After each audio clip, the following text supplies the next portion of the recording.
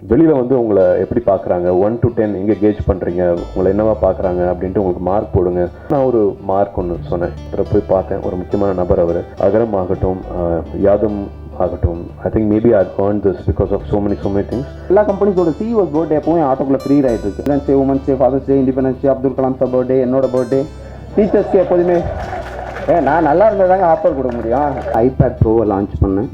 So அதுக்கப்புறம் laptop provide பண்ணேன். 50 visa ticket 10 ரூபாய் கஷ்டப்பட்டு சேர்த்திடுவோம். அந்த 50 விசா கிடைக்காது. நாங்கள் வெளி உலகத்தையே பார்க்காதீங்க, மெட்ராஸ் இன்னைக்கு தான் வந்திருக்கிறேன்.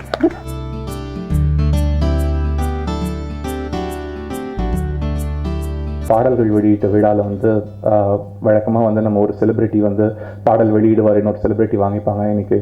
இன்றைக்கும் அதே தான் நடக்க போகுது. ஆனால் நமக்கு நிறைய கேள்விப்படாத ஒரு செலிப்ரிட்டி. நான் ஒரு சின்ன இது சொல்கிறேன். இன்றைக்கி சந்தித்த ஒருத்தரை பற்றி, அவரோட தொழில் பற்றி நான் சொல்கிறேன். நம்ம நிறைய தொழில்கள் பார்த்துருப்போம், நிறைய இடங்களுக்கு போயிருப்போம். இவரோட கஸ்டமர்ஸ்க்கு வந்து அவங்க அந்த கஸ்டமர்ஸ் என்ட்ரான உடனே, அவரோட அந்த பிஸ்னஸ்குள்ளே என்ட்ரான உடனே அவங்களுக்கு படிக்கிறதுக்கு ஒரு 8 விதமான நியூஸ் பேப்பர்ஸ், டெலிவிஷன், ஒரு 8 மொழியில் நிகழ்ச்சிகள், அவங்களுக்கு எந்த மொழியில் பிடிக்குமோ பார்த்துக்கலாம். அவங்களுக்கு பயன்படுத்துறதுக்கு வந்து அவங்க ஃபோன் கொண்டு வந்திருந்தாங்கன்னா அவங்களுக்கு ஒரு வைஃபை டிவைஸ், ஃப்ரீ வைஃபை.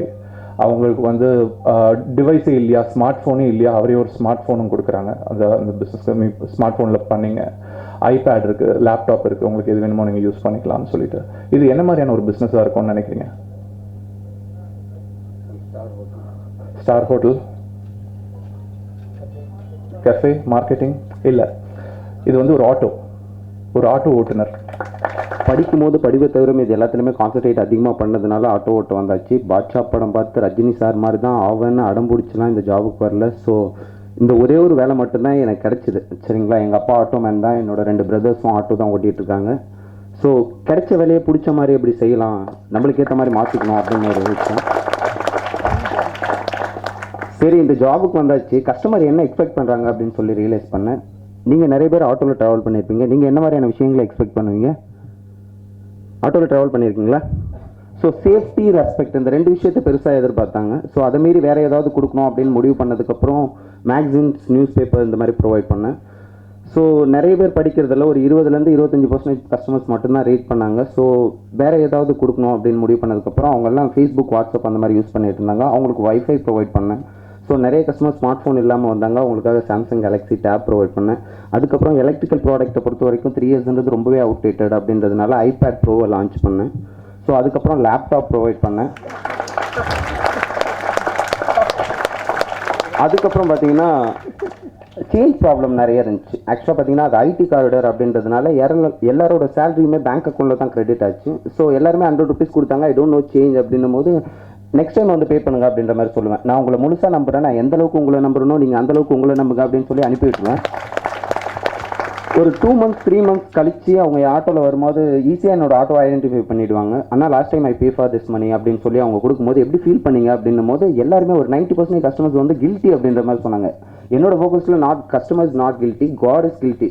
கடவுளுக்கு கஷ்டம்னா சும்மா இருக்குமா? ஸ்ட்ரைட்டாக பேங்க்கு போனோன்னே மேனேஜரை பார்த்தேன். இப்போ கிடையாதுங்க, 2 வருஷம் 8 மாதம் ஆச்சு என்னோட ஆட்டோக்குள்ளே கார்டு ஸ்வைப்பிங் மிஷின் வந்து. ஸோ 10 ரூபாய்க்கு நீங்கள் ஆட்டோக்குள்ளே கார்டில் பே பண்ணலாம். சரிங்களா, டிமானிட்டேஷனுக்குலாம் முன்னாடியே. நரேந்திர மோடி டிஜிட்டலை பற்றி யோசிக்கிறதுக்கு முன்னாடியே நம்மலாம் டிஜிட்டல் ஆயிடுச்சு. இதுலேருந்தே தெரிஞ்சுங்க தமிழன் எவ்வளோ பெரிய ஆளுன்னு சொல்லிட்டு. ஸோ மேனேஜர்கிட்ட போய் அப்ரோச் பண்ணும்போது எனக்கு ஸ்வைப்பிங் மிஷின் வேணும் அப்படின்னு சொன்னேன். என்ன ஷாப் வச்சுருங்க அப்படின்னாங்க. ஆட்டோ ஓட்டுறேன் அப்படின்னா. ஆட்டோ ஓட்டுறீங்களா அப்படின்னு அவங்களோட ஃபேஸ் ரியாக்ஷன் வந்து டோட்டலாக சேஞ்ச் ஆச்சு. ஆமாம், ஆட்டோ தான் ஓட்டுறேன்னு திமிரா கொஞ்சம் கர்வமாக சொல்லும் போது ஒரு 8 டாக்குமெண்ட் சப்மிட் பண்ண சொன்னாங்க. கம்பெனியோட registration, rental agreement, visiting card, logo, seal, sign seal, இந்த மாதிரி நிறைய டாக்குமெண்ட் சப்மிட் பண்ண சொன்னாங்க. ஒரு 2 வீக்ஸில் எல்லாத்தையும் கலெக்ட் பண்ணி சப்மிட் பண்ணேன். இன்னொரு 2 வீக்ஸ் வெரிஃபிகேஷனுக்கு அப்புறம் அந்த மிஷின் என் கைக்கு வந்துச்சு. கஸ்டமர் வந்து பே பண்ணாங்க, 100 ருபீஸ் கொடுத்தாங்க. I don't know change, you pay for the card அப்படின்னும் போது கார்டா 10 ருபீஸா அப்படின்னு சொல்லி அவங்களோட ஃபேஸ் ரியாக்ஷன் சேஞ்ச் ஆச்சு. அவங்கள கன்வின்ஸ் பண்ணுறதுக்காக டிஜிட்டல் இந்தியா, ஸ்மார்ட் இந்தியானது கார்பரேட்டோ ஷாப்பிங் மாலோ கிடையாது, பிளாட்ஃபார்ம் தான். இது சேஞ்ச் ஆனால் தான் எல்லாமே சேஞ்ச் ஆன மாதிரி. MTC bus, tea shop, fruit shopping எல்லாம் ஸ்வைப்பிங் டைப் இருக்கும். ரியலைஸ் பண்ணி பாருங்க, உங்களோட சேலரியே பேங்க் அக்கௌண்ட்டில் தான் கிரெடிட் ஆகுது. மினிமம் பர்பஸ் அப்படின்னு சொல்லி ஒரு 50 ருபீஸ் 100 ருபீஸ் வித்ரா பண்ணதுக்கப்புறம் 50 ருபீஸ் ஸ்பெண்ட் பண்ணிட்டு அது மீறி 50 ருபீஸோட ட்ரான்சாக்ஷன் எங்கே போச்சுன்னு உங்களுக்கே தெரியாமல் போகுது. எல்லா இடத்துலையுமே டிஜிட்டலைஸாக இருந்தால் உங்களோட ட்ரான்சாக்ஷன் ரொம்ப ஓப்பனாக இருக்கும் அப்படின்ற மாதிரி கன்வின்ஸ் பண்ணேன். இப்போ ஒரு 70% கஸ்டமர்ஸ் வந்து என்னோட ஆட்டோக்குள்ளே வந்து கார்டில் ஸ்வைப் பண்ணி பே பண்ணிட்டு இருக்காங்க. அது இல்லாமல் அடிஷ்னலாக நிறைய பேமெண்ட் மெத்தடு இது பண்ணிட்டு இருக்கேன். இதன் மூலிமா எனக்கு என்ன கிடைக்குது அப்படின்னு பார்த்தீங்கன்னா, லாஸ்ட் இயர்லேருந்து என்னோட 1800 ருபீஸ் வந்து இந்தியன் கவர்மெண்ட்டுக்கு நான் டேக்ஸ் பே பண்ணிட்டு இருக்கேன். ஆட்டோ டிரைவராக இந்தியாவிலேயே டேக்ஸ் பே பண்ணுற முதல் நான் தான். என்னோட லீகல் மணி கூட அருண் ஜேட்லி சார் பட்ஜெட்குள்ளே போகுது அப்படின்னும் போது I am really proud Indian. I am the tax paid person. சரிங்களா?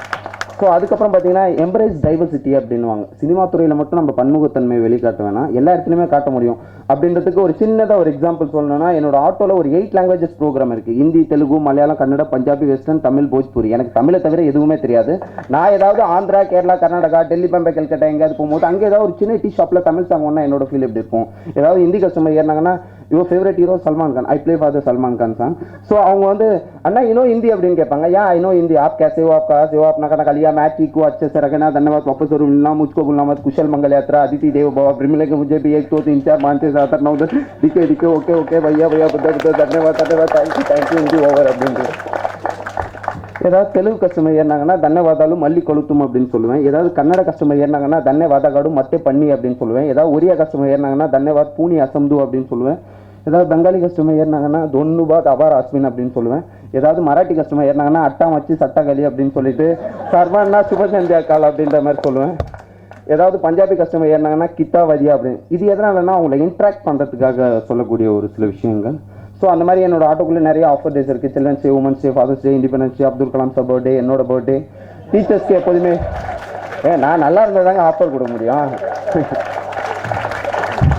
ஸோ அதுக்கப்புறம் பார்த்தீங்கன்னா டீச்சர்ஸ்க்கு எப்போதுமே என் ஆட்டோக்குள்ளே ஃப்ரீ சர்வீஸ் இருக்குது. அதுக்கப்புறம் எல்லா கம்பெனிஸோட சிஇஓஸ் பர்த்டே எப்பவும் என் ஆட்டோக்குள்ளே ஃப்ரீ ரைட் இருக்குது. நான் கோச்சிக்காதீங்கன்னா கொஞ்சம் டைமிங் மட்டும் இருக்குது என்ன. ஸோ எல்லா கம்பெனிஸோட சிஇஓஸ் பர்த்டே எப்பவும் என் ஆட்டோக்குள்ளே ஃப்ரீ ரைட் இருக்குது. இது எதனாலன்னு பார்த்தீங்கன்னா டிசிஎஸோட என் சந்திரா சார் June 2, கேட்ஜெமினியோட பால் ஹெர்மலின் சார் April 30, ஐபிஎம்மோட ஜிண்டி ரொமிட்டி மேம் July 29. அதுக்கப்புறம் பார்த்தீங்கன்னா ஷுனாடா சார், அபிஜாலினி முச்சுவாலா, ஆக்சவரோட ஆர் ஸ்ரீகிருஷ்ணா, இந்த மாதிரி எல்லா கம்பெனிஸோட சிஓஸ் பர்த்டே எப்பவும் என் ஆட்டோக்குள்ள ஃப்ரீ ரைட் இருக்குது. படிச்சுட்டு வேலை இல்லாமல் இருக்கிறத விட ஒரு கொடுமையான விஷயம் இந்த உலகத்தில் எதுவுமே இருக்க முடியாது. எஜுகேஷன் சிஸ்டமால் மட்டும் உங்களோட லைஃப்பை ஃபுல்ஃபில் பண்ணிட முடியாது. அதுக்கு அடுத்ததாக ஒரு விஷயம் இருக்குது, அதுதான் ஜாப் அப்படின்ற ஒரு விஷயம். ஸோ படிச்சுட்டு வேலை இல்லாமல் இருந்தால் பொண்ணு கூட கொடுக்க மாட்டாங்க. சரிங்களா? ஸோ அது ரொம்ப காயப்படுத்தும், நம்மளை மட்டும் இல்லை நம்மளை சுற்றி இருக்கவங்களையும். அதுக்கப்புறம் என்னோட ஆட்டோக்குள்ளே எல்லா ரீசார்ஜும் பண்ணலாம், எல்லா சார்ஜரும் பாயிண்ட் இருக்குது. இந்த மாதிரி நிறைய விஷயங்கள் இருக்குது. எனக்கு வந்து பொதுவாக நான் நிறைய இடத்துக்கு போய் பேசுகிறதுக்கு வாய்ப்பு கிடைச்சிருக்கு. ரொம்ப வித்தியாசமான மேடை இது கூட. ஆக்சுவலாக பார்த்தீங்கன்னா சினிமா அப்படின்றது ஆக்சுவலாக எதிர்பார்க்குற மேடைகள் வேறு. பில்கேட் சாரோடவோ, அம்பானி சாரோடவோ அல்லது ரத்தன் டாட்டா கூடவோ போய் பார்க்குறது கூப்பிட்டாங்க அப்படின்னா அவங்க தானே கூப்பிட்டாங்க அப்படின்னு தான் நான் ஃபீல் பண்ணுவேன் சத்தியமாகவே. ஏன்னா அது ஒரு பெரிய விஷயமா தெரியாது. ஏன்னா நம்ம அந்த மாதிரி யோசிச்சுக்கலாம் அப்படின்ற ஒரு விஷயம் இருக்கும். சினிமா துறையிலையா ஐயோ இவங்க எதுக்குப்பா நம்மளை கூப்பிடுறாங்க, முதல்ல ஒரு மாதிரி ஒரு தயக்கமாகவும் ஒரு பயமாகவும் இருந்துச்சு.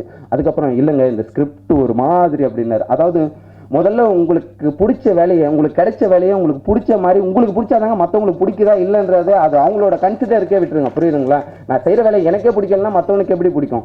நீங்கள் ஒரு விஷயத்தை ஃபாலோ பண்ணாதீங்க. அதாவது நான் மணியை ஃபாலோ பண்ணி ஓடணுன்னா மணி என்ன ஃபாலோ பண்ணாது. சரிங்களா? நீங்கள் செய்கிற வேலையை பிடிச்சி செய்யுங்க, எல்லாமே உங்களை ஃபாலோ பண்ணிட்டு வரும். ஸோ ரொம்ப நேரத்தை எடுத்துக்கிறேன். இங்கே இருக்கிறவங்களோட பொண்ணான நேரத்தெல்லாம் என்னால் வீணாக போனதை நினச்சி நான் வருத்தப்படுறேன். ஸோ இந்த வாய்ப்பை எனக்கு கொடுத்ததுக்கு வந்து உண்மையிலேயே ரொம்ப ரொம்ப ரொம்ப ரொம்ப நன்றி சொல்லியிருக்கேன். தன்னோட மகன் தவறிட்ட உடனே ஒரு அம்மாவும் அப்பாவும் அவங்க வந்து இந்த சமூகத்துக்கு நம்ம இன்னும் நிறைய கொடுக்கணும்னு சொல்லிட்டு எத்தனையோ லட்சம் பேருக்கு அவங்க 2 பேர் மட்டும் இருந்து ஒவ்வொரு எல்லாம் சாப்பாடு வாங்கிட்டு வந்து சமைச்சு தினம் தினம் அவங்க சாப்பாடு பரிமாறிட்டு இருக்காங்க இத்தனை வரைக்கும். ஸோ அவங்க வந்து ரொம்ப தூரத்துல இருந்து நமக்காக இங்க பயணம் செஞ்சு வந்திருக்காங்க. நாங்கள் வந்து எங்கள் வீடு ஒரு சின்ன வீடு, எங்களுக்குன்னு ஒரு உலகம், ஒரு சின்ன சாலை, அதில் தான் இருக்கிறோம். அதை இதை நாங்கள் ரொம்ப ரொம்ப பெரிய கோயிலாக நினச்சி நாங்கள் அதே இருக்கிறேங்க. ரயிலை வந்து சென்னிமலை ஆண்டவன் கோயிலுக்கு போங்கன்னு ஈங்கூர் போகிற போது தான் இந்த ரயிலை கண்ணில் பார்த்துருக்குறேன். இன்னும் இது வரைக்கும் ரயில் ஏறினது கூட தெரியாது. என்னைக்காவது ஒரு நாளைக்கு ஆனால் ரயில் இன்னைக்கு 2-3 நாளைக்கு முன்னாடி சென்னிமலை கோயிலுக்கு போனேன். இன்னும் ரயிலை பார்க்கலடா, காரை கொஞ்சம் ரயிலை பார்த்துட்டு போனேன். ஆனால் அந்த மாதிரி ஒரு சின்ன இதில் நான் அப்படியே வளர்ந்துட்டேன். அதுவாக நாங்கள் என்ன சொல்ல நினைக்கிறோன்னா, சின்னதுலேருந்தே நாங்கள் ஒன்லி தொழில், உழைப்பு உழைப்பு உழைப்பு, அதுதான் வர்றகிட்ட அன்பா பண்பா பாசமாக பேசுவேன். அது மட்டும்தான் கண்ணு எனக்கு ஒரு இது. அந்த உழைப்பை தவிர நாங்கள் 2 பேருக்கு எனக்கு மேரேஜ் ஆகிற போது கண்ணு எனக்கு 19 வயசு, இவளுக்கு 13 வயசு, 8ஆவது. எங்கள் அப்பா ஐயா நிச்சயம் பண்ணிட்டு வந்தால் உனக்கு இந்த மாதிரி மேரேஜ் ஃபிக்ஸ் பண்ணிக்கிறேன்னு சொன்னாங்க கண்ணு. நாங்கள் அதிலிருந்து அப்படியே நாங்கள் தொழில் அதிலிருந்து கொஞ்சம் கொஞ்சமாக படிட்டு வசதியாகவும் இருந்திருக்கிறேன், வசதி இல்லாதையும் இருக்கிறேன். சில காலகட்டத்தில் வந்துங்கன்னு எங்கள் பாப்பாவுக்கு தாவணி வாங்குற கூட காசு இல்லாத சொல்கிறேன். கஷ்டம். காலேஜ் போகிறபோது 50 பைசா 10 ரூபா 50 பைசா டிக்கெட்டு, 10 ரூபாய் கஷ்டப்பட்டு சேர்த்திடுவோம். அந்த 50 பைசா கிடைக்காது. அப்போ வரைக்கிட்ட வந்து 50 பைசா பேக்கிலிருந்து எடுத்து நீ போயிட்டு திரும்பி வர்றவங்க உனக்கு 50 பைசா தரேன் அப்படின்னு சொல்லி எங்கள் பாப்பாவை MBA படிக்க வச்சேன். அதுவாக நான் வேறு என்ன நினைக்கிறேங்கன்னா, என்னுடைய அனுபவத்தை சொன்னாங்கன்னா, காசு பணங்கிறது அது வேண்டாம், அது 2வது. நாம் என்ன பாடுபடுறோமோ அது ஆண்டவன் நம்மளுக்கு கொடுத்தே தீருவான். காசு பணங்கிறது அது நாம் எப்படி செய்கிறோமோ அந்த தொழில் நல்லா சுத்தமாக நல்லா செய்ய வேணும். இது மட்டும்தான் நாங்கள் விரும்புகிறோம். அதாவது ஒரு ஹோட்டலில் வந்து அவ்வளோ வெரைட்டி 6 ஃபீட் லெங்க்த்து வாழை இலையை வச்சு சாப்பாடு போடுவாங்க. ஆனால் யாருக்கும் பில் கிடையாது. உங்களுக்கு என்ன தோணுதோ அதை வந்து நீங்கள் உண்டியில் போட்டு போகலாம். அவங்க வந்து டிமாண்ட் பண்ணவே மாட்டாங்க. எல்லாருக்கும் ரொம்ப வணக்கங்க. எங்களை இவ்வளோ பெருசு கௌரவப்படுத்தி எங்களுக்கு கூட்டிகிட்டு வந்ததுக்கு எங்களுக்கு ரொம்ப சந்தோஷம். நாங்கள் வெளி உலகத்தையே பார்க்காதையே மெட்ராஸ் இன்னைக்கு தான் வந்திருக்கிறேன். நினைச்சு ரொம்ப நன்றிங்க. எல்லாருமே எங்கள் குழந்தை என்ன, நாங்கள் எல்லாரும் நல்லா இருக்கிறதுக்கு ரொம்ப ரொம்ப ரொம்ப ரொம்ப ரொம்ப ரொம்ப வாழ்த்துறோம். எல்லாரும் ரொம்ப நல்லா இருங்க, சரிங்களா? எல்லாருமே எங்கள் குழந்தைங்க தான். நீங்கள் எல்லாரும் எங்கள் வீட்டுக்கு ஒரு நாளைக்கு வாங்க. Very happy to have you all on stage today. பெரிய இன்ஸ்பிரேஷன் எங்களுக்கு. வழக்கமான ஒரு ஆடியோ ஃபங்க்ஷனு சினிமா டாக் மட்டுமே இருக்கும். அதில் ஒரு புது லாங்குவேஜ், ஒரு புது எண்ணம், புது தாட்ஸ் வந்தது வந்து எனக்கு சந்தோஷமாக இருந்தது. Every time emotionally I connect with things. அது இப்போ சொன்ன மாதிரி அகரம் ஆகட்டும், யாதும் ஆகட்டும், அண்ட் அஃப்கோர்ஸ் 2D ஆகட்டும்.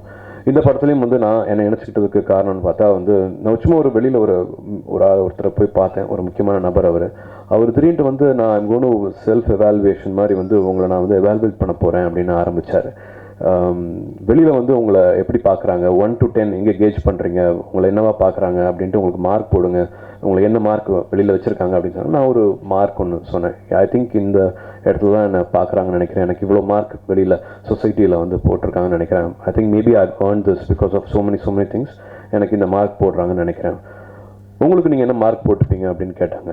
நான் எப்போவுமே எனக்கு ஒரு சின்ன விஷயம் இருக்கும். அதனால் நான் வந்து அதில் நான் வந்து ஒரு பாதி மார்க் கூட இன்னும் கம்மியாக தான் போட்டேன். என்ன சொல்லிட்டு இருக்கீங்க, நீங்கள் வெளியில் வந்து உங்களை இப்படி நினச்சிட்டு இருக்காங்க, இப்படி ஒரு மார்க் போட்டிருக்காங்க, உங்களுக்கு கொடுத்துருக்காங்கன்னு நீங்கள் சொல்கிறீங்க. பட் உங்களுக்கு செல்ஃபாக நீங்களே உங்களுக்கு ஒரு மார்க் போட்டுக்குங்க, how you respect yourself அப்படின்னு பார்க்கும்போது where you see yourself னு மார்க் போட்டிங்கன்னா அது டிஃப்ரென்ஸ் இருக்கே. அது ஒரு பபிள் மாதிரி இருக்குது, அது பர்ஸ்ட் ஆகும். நீங்கள் you have to respect your self. உங்களுக்கு பிடிச்சாதான் வெளி உலகத்துக்கு உங்களை பிடிக்கும் அப்படிங்கிற மாதிரி ரொம்ப நாளுக்கு அப்புறமா அதை மாற்றி விட்டாங்க.